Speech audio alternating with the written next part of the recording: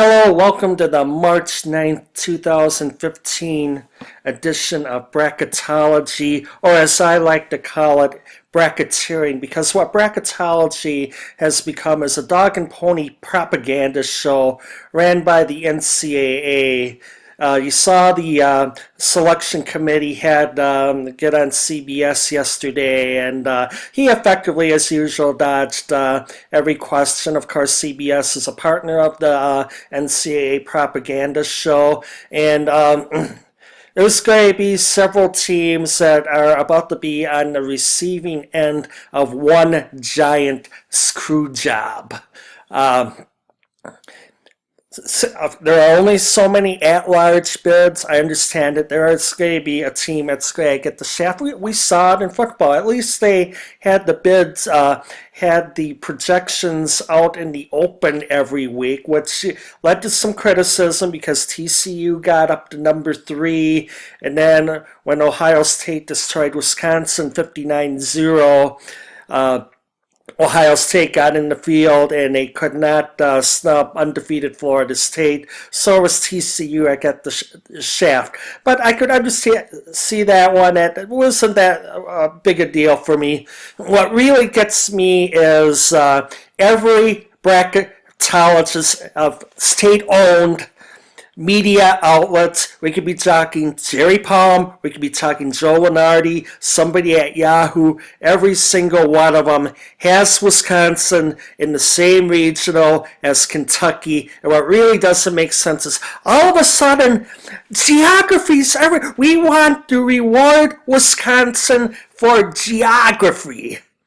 Huh? So Wisconsin is going to be rewarded for being the best of the number 2 seeds by being placed in the same regional as one of the best college teams in recent years. Kentucky, look, give them credit. They have a legitimate chance of going 40-0. I did not think I would be saying that. But then let's look at the other number 2s. Kansas. Kansas is in the East. Last time I checked, Lawrence, Kansas is in the Midwest, just like Madison, Wisconsin is in the Midwest. And Kansas has lost some games. They lost to Kansas State, for crying out loud.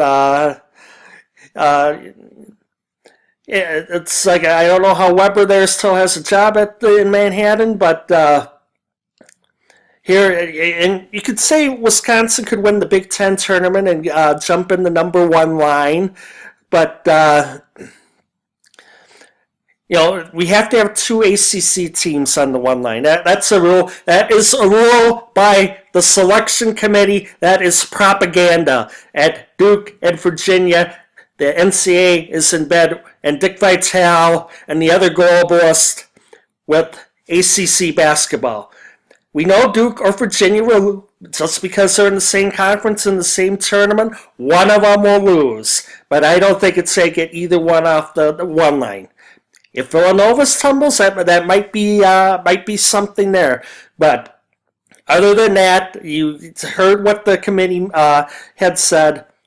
Wisconsin, we're valuing geography. We have valued geography since 2012. We will rethink. This is what he said. The committee will rethink the parameters this off season, but they don't want to do it right now. They want to wait until they take the criticism before they consider changing the procedures for seeding teams as far as top seeds are concerned. So there you have it. Wisconsin will be a number 2.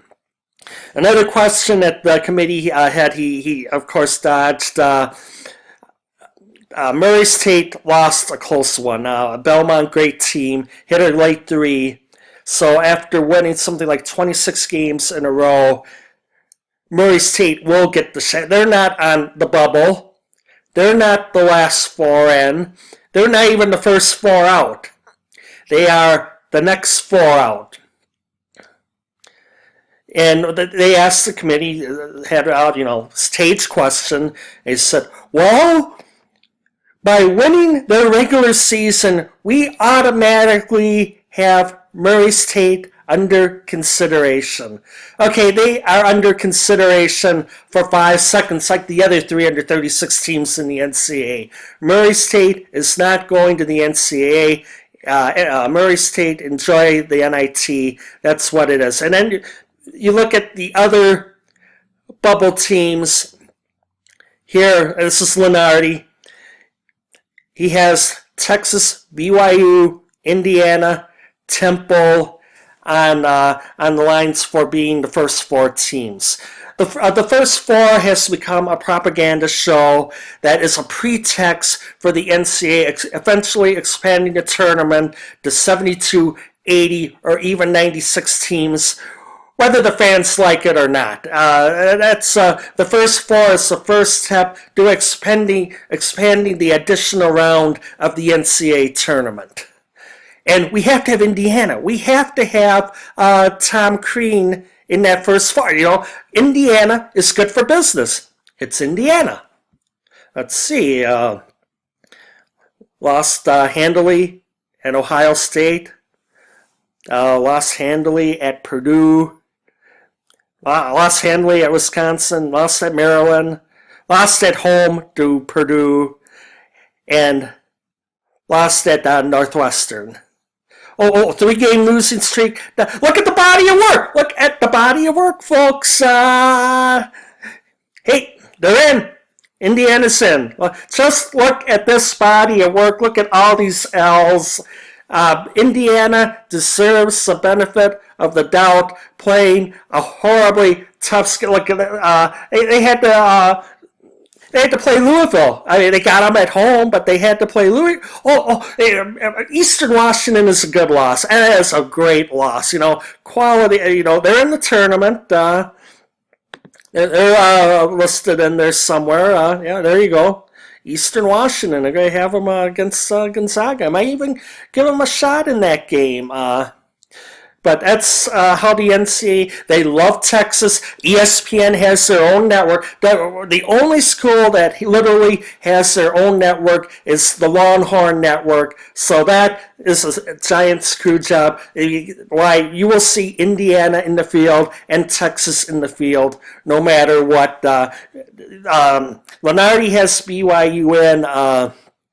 Jerry Palm has BYU as the first team out. I'm just saying they better win the West Coast Conference Tournament. Yes, they won at Gonzaga about 10 days ago, but usually BYU fans will tell you this. They get docked 1 seed for the no Sunday deal, and that's how the school and the church runs things. And the 1 seed demotion this year might be from on the bubble to off the bubble. So that's what it's like. Even I'll give Pat Forty credit. He even wrote an article that what's about to happen to Wisconsin. They won by 24. They go, well, Ohio State. It's an off year for Ohio State. They won by 24. Look at that.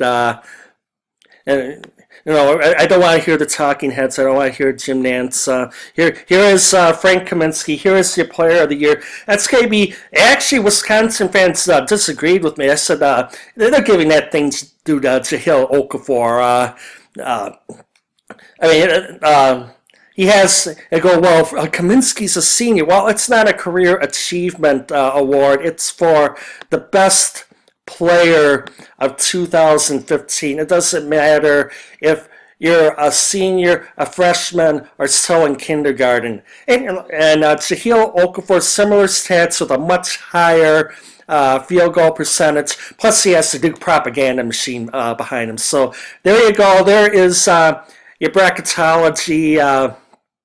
Arkansas, they lost a close one this week. I'd like to talk a few other things. And the other one, SMU, remember they were flirting with the top 25 towards the end of last season, and they got left out. So the people would say, well, you can't screw Murray State because they were ranked 25th last week. It doesn't matter. If you're in a mid-major conference, you can ask the Green Bay Phoenixes from last year. You do not it's a one-bid conference. That's how what the Ohio Valley Conference is. That's what the Horizon League is. That's what a lot of leagues are. I mean, fortunately, Illinois State did not win Arch Madness, so you have Wichita State and UNI in the field safely. You will not see a third team from the Missouri Valley Conference in there.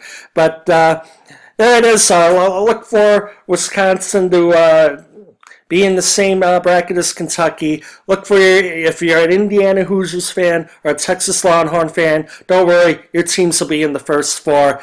We'll have more later in the week. In fact, I'm going to get my bracketology. I got my NCAA expert on later in the week, and he agrees wholeheartedly with me about some of the what some of the NCAA pulls off and the propaganda you see out of them. So, talk to you later. There's the bracketology. I'm done.